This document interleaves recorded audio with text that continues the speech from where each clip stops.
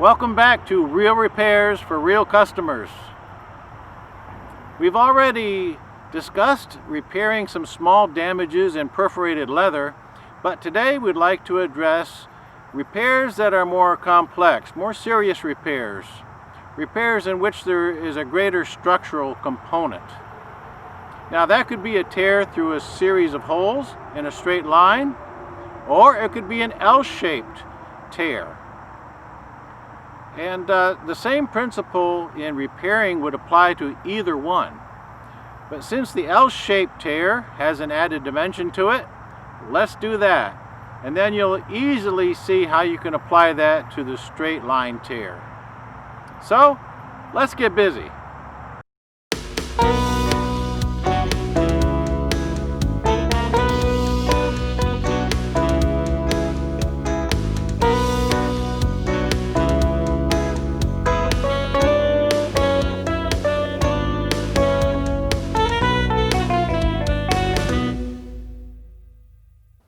We already know how to fix small damages in the surface of the leather, but when we come across an L-shaped cut like this and perforated, we really need to consider what can we do structurally speaking.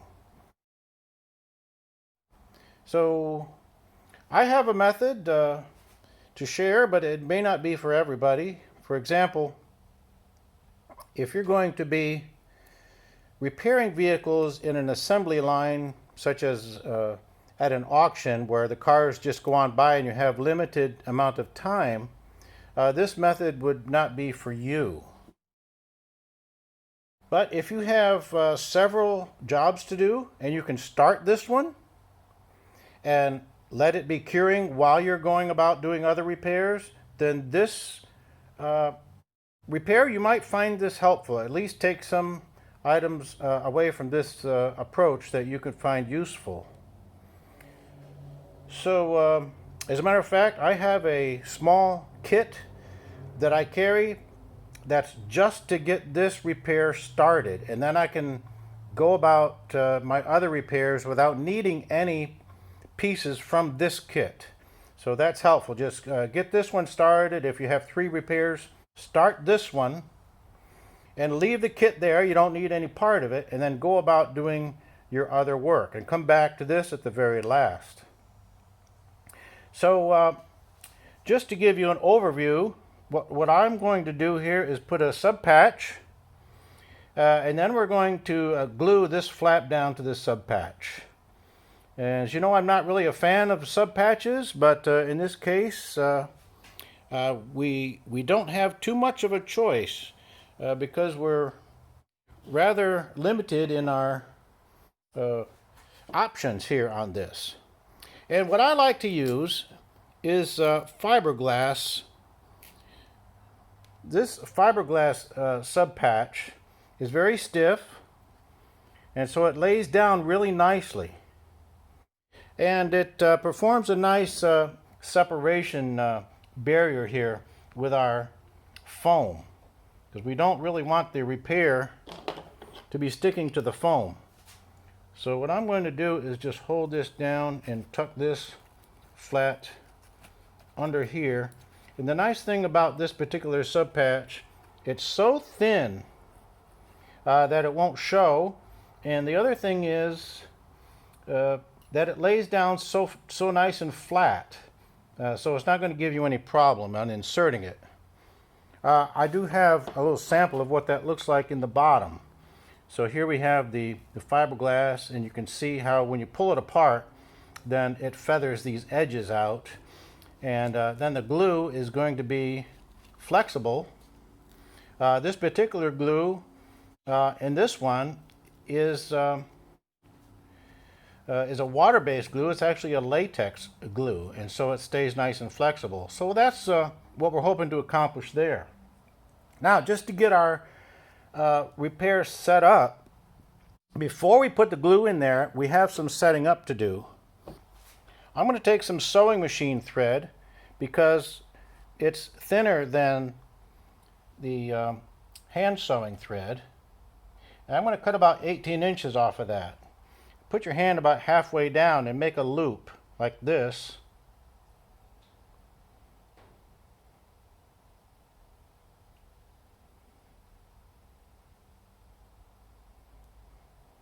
And we don't need this little extra tail here. That might be getting in our way. Okay, hold on just a minute. I got to attend to a customer. Okay, I'm back. Where was I?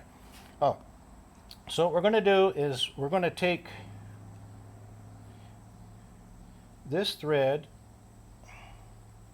and we're going to use it to anchor our repair. We're going to go through the sub patch, underneath the sub patch,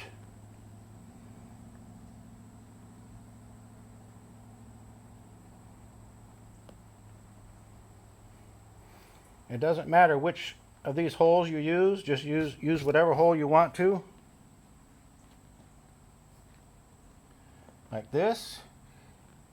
Put that through the loop, and we're going to use this after we get our adhesive in there. We're going to use this to pull our repair tight.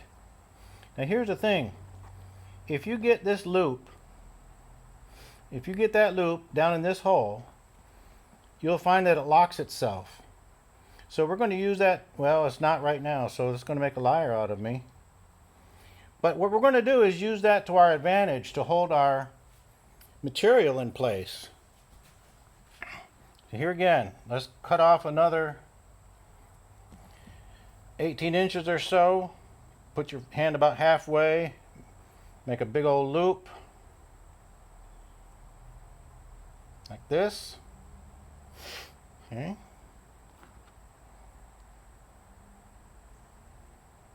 Make as many of these as you want to. If you want to put one here to hold this edge,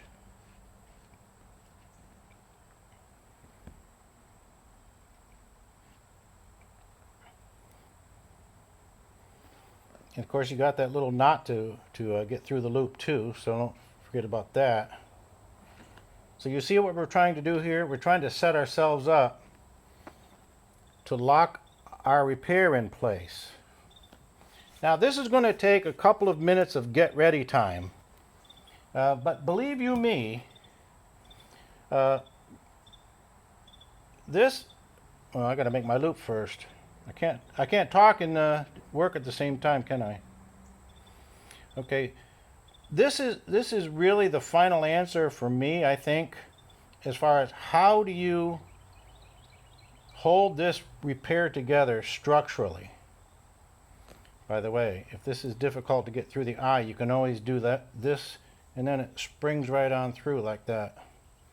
So I can put another repair here anywhere, right here.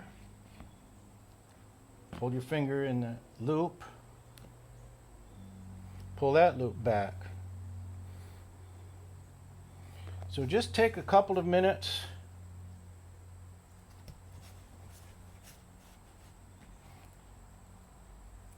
I'm sure that you get a sense already of how effective this can be.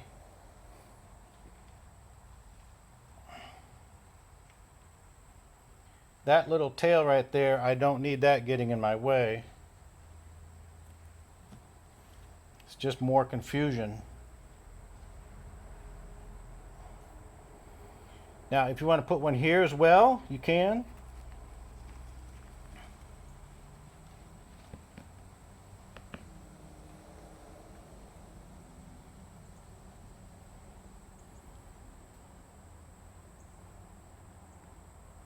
Like that.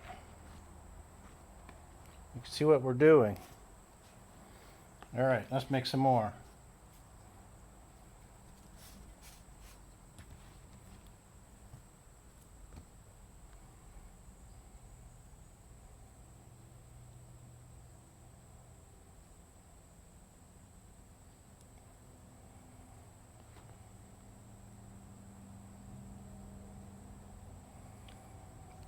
This one, let's put through here. Call that good.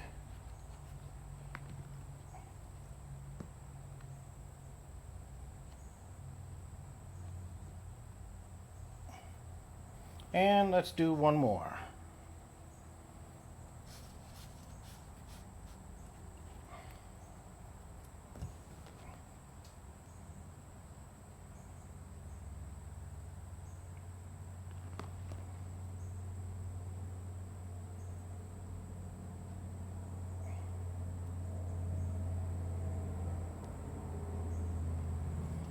Again, I don't need that tail confusing me.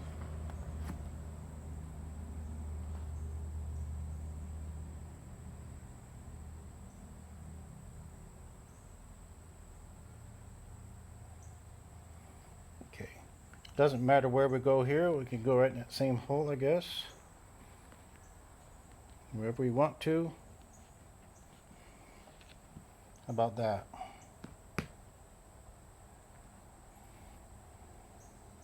Get that knot through the loop, like that. Okay.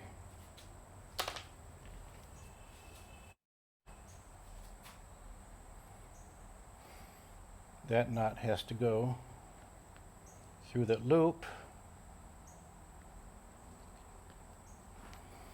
So this is our goal, is to put the adhesive there and then lock all of these down. And as I said, as long as we get the loop to come into that hole right there, they kind of self-lock. So we'll put the adhesive in there just by loosening all of these up, and then we can get our adhesive in there. I know it looks like a spider web right now, but we're ready to go. Okay, we're ready to go. The tie-offs are going to save us. Now in my kit I have 3 different adhesives. I have a latex based adhesive, I have a PVA glue, and I also carry contact cement.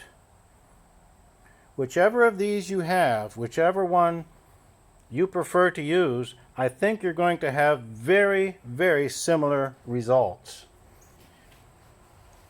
The main ingredient, though, is time. You have to have patience to let these things cure. My favorite of all is the contact cement. If you're not familiar with the contact cement and how that works, what you have to do is put that in place, and then what I do is I fold this back and I leave it like this, so that the surfaces are not touching while the contact cement gets tacked up. So it'll start to dry, it'll feel kind of dry, but a little tacky to the touch, and that's the time to pull everything together. Even then, with the contact cement, you will feel like the leather is wet and spongy still. Okay, when that feels like that, that's because it's not set up yet. When the contact cement is totally set up, you will discover, and that's why I like it, that it has the consistency almost of the fibrous leather. It's almost like this is fibrous too, and like a similar density as the leather. So if you pull that together and everything mates up right, you might be surprised that there would be no further repairing to do once this is set up. So this would be my preference, but most people are not carrying contact cement with them, but most people have on their vehicle or in their box like a latex glue or a PVA glue. So whichever you have, use that. And so we don't need this. So the thing is to have all of this ready, so as soon as you put that glue in there, you can close it up. And sometimes what I'll do is I like the latex glue in the very bottom, whereas I kind of like the PVA glue more in the top. So around the edges here. So I might just put both of them on there. Also, you want to have a paper towel ready to clean the excess off of the surface. So let's just go ahead and go about doing that. So I want everything to be ready. I want to make sure that my my latex glue is coming out right, and there it is. Sometimes it gets a little bit stuck in the end. And then I want to make sure that my PVA glue is also ready to work. Okay, I had to take a time out and put a new tip so that my PVA glue is ready to go. So, let's go. We're going to put our latex adhesive everywhere in the bottom here.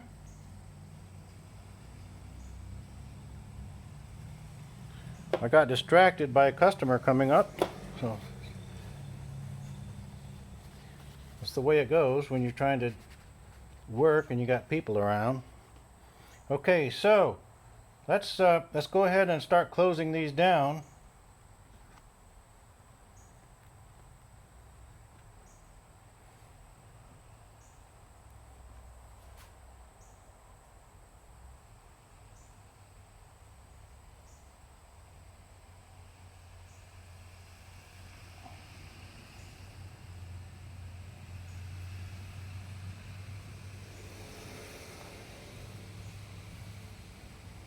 This is the one that was getting hung up on the knot every time. What I wanted to do, I wanted to put my PVA glue right in this joint right here. Okay, and I want to get all the excess off of here. We don't want any on the surface whatsoever. Okay, so that does that.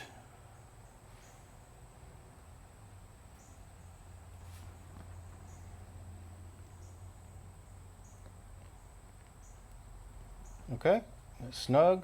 That's snug. Look how it snugs up. Isn't that cool?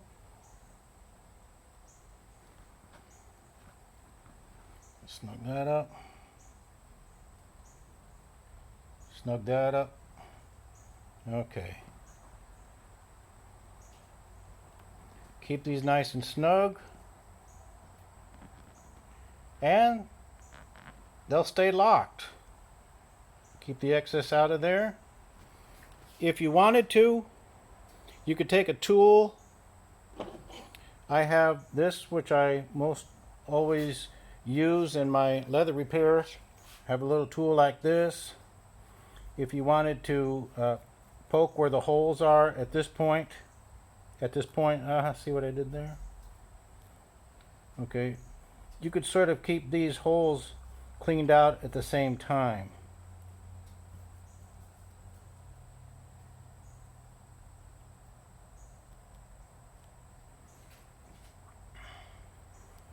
Okay, let's just make sure that we're nice and snug all the way around. Make sure we're mated up good. We can adjust how we're mating our surfaces. And sweating. It's so humid today. Has this been for so long? Okay, we're just mating the surfaces nicely. Okay, now the thing to do is to leave this and go about your other repairs in the day. As we mentioned, you won't need anything out of this kit. This will be holding while everything is curing in place. You want to give it an hour if you can. If you have the prospect of having the vehicle for a time, leave this just like this overnight.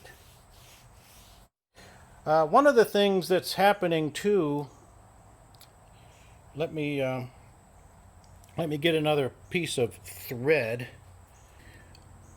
Another benefit that you get from the thread, incidentally, is that you have thread under the sub patch and then over the top of the leather. And so then when you pull it tight, you're pulling the thread tight like this. The top and the bottom are both coming together. And so you're pulling the sub patch up and pulling the leather down to meet it. So you're making a really tight bond by having that thread underneath the sub patch.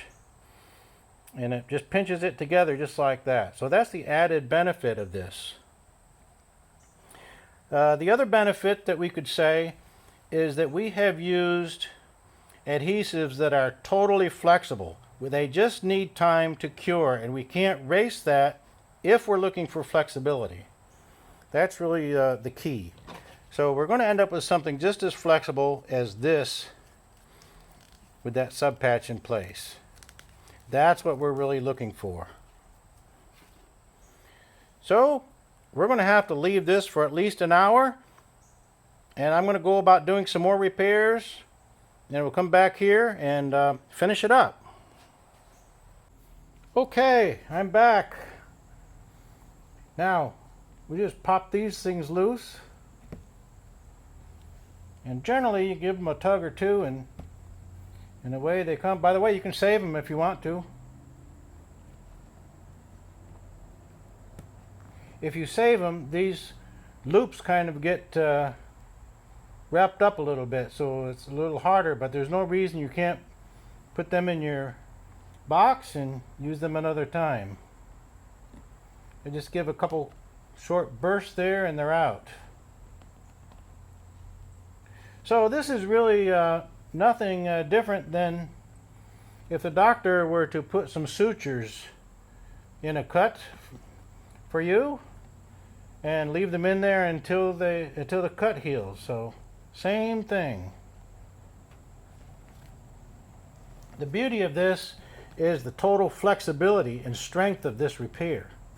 Now the thing that we have is the surface is not mating up perfectly. We're glued together good here, but there's still a ridge.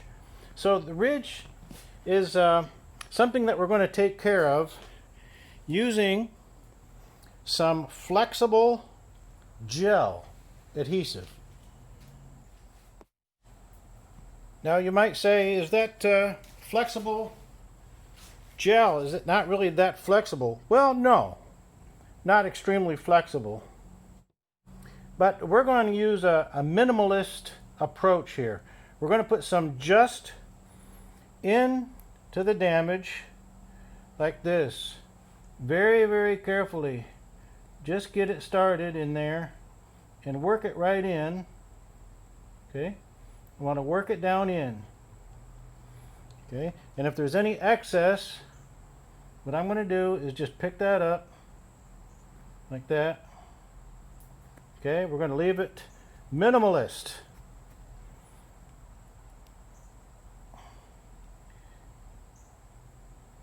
I like to work this in there. Keep it minimal. And I don't want to do anything else to this. You don't want to accelerate this. You want it just to lay in there. Let it be wet in here for a little bit.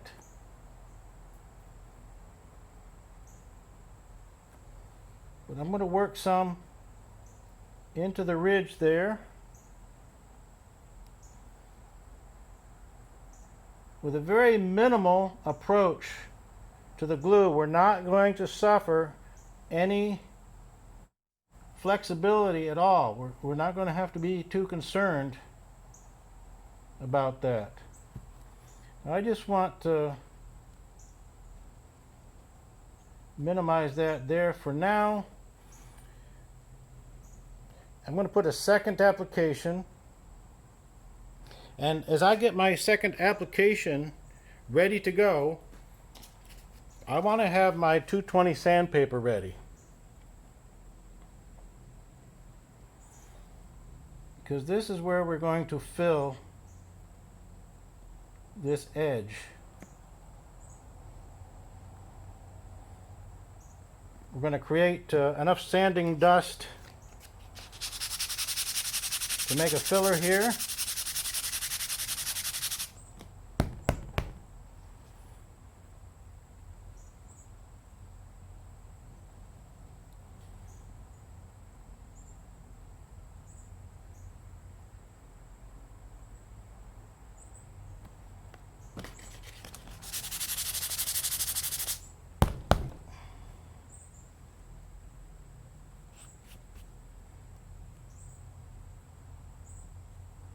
One thing I didn't see is this damage caused right here. That little thing right there, you might have been seeing it all the time. I'm just now noticing it. So there's a little bit of damage here. We're going to let this glue sit in there for just a second. Let's just touch this side one more time.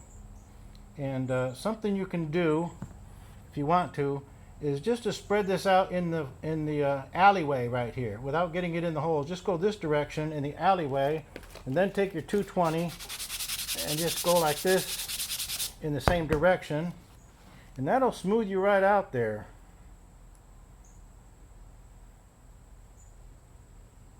Let's tend to that damage right there. See what we can do to hide that. Okay, now let's take care of this side one more time.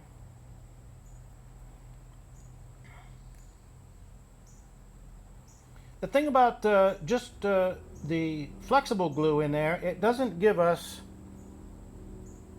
the definite bond in the top. It doesn't give us the perfect mating, and whereas this is going to do that for us.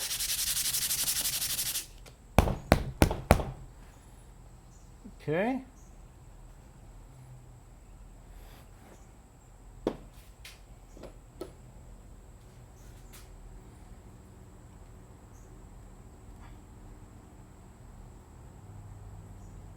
We'll just clean these holes out. So these holes really have just been recreated using 2 halves of the existing hole. Here, this hole's a little large. I'm not very good at resizing those that are too large, but let's give it a shot, shall we? Let's put some glue right down in there and let that sit for just a minute.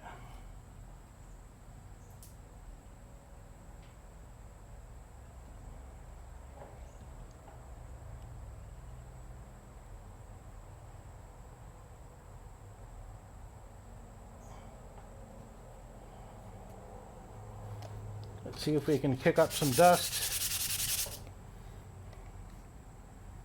and have that mix with the glue a little bit. Okay, we've got that a little bit. Let's I'll tell you what, that's just the dust on there now. Let's cement that dust in place, shall we? Like this.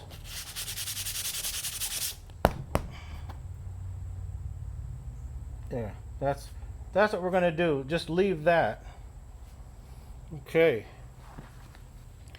Now, I am going to prep that with some alcohol and then get a guide coat color on there and see what we've got.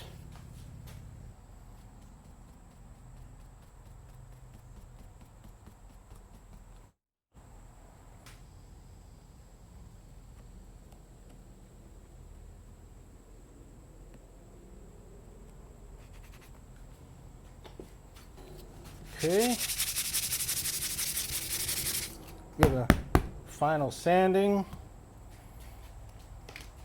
Let's get some 400 or 600. Okay, here's some 400 just to give it a final go. And that is very flexible and very strong.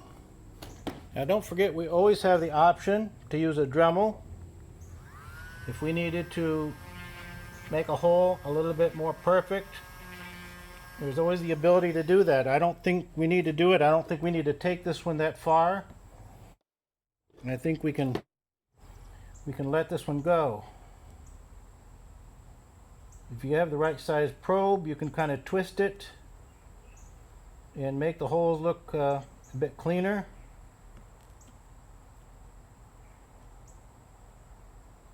But that's getting kind of picky. From a distance, you're not going to see anything anyway. So now we're ready for some color.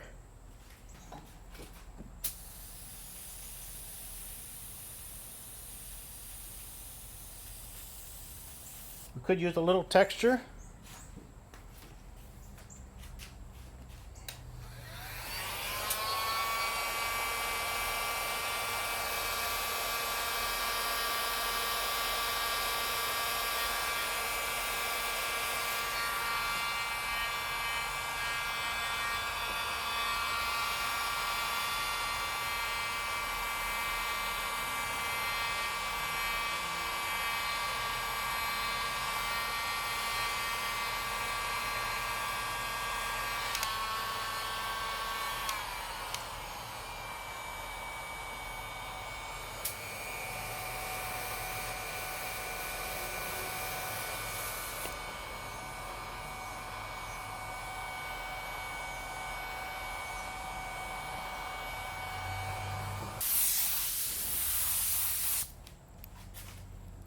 Let me spray some from this side a little bit. There we go.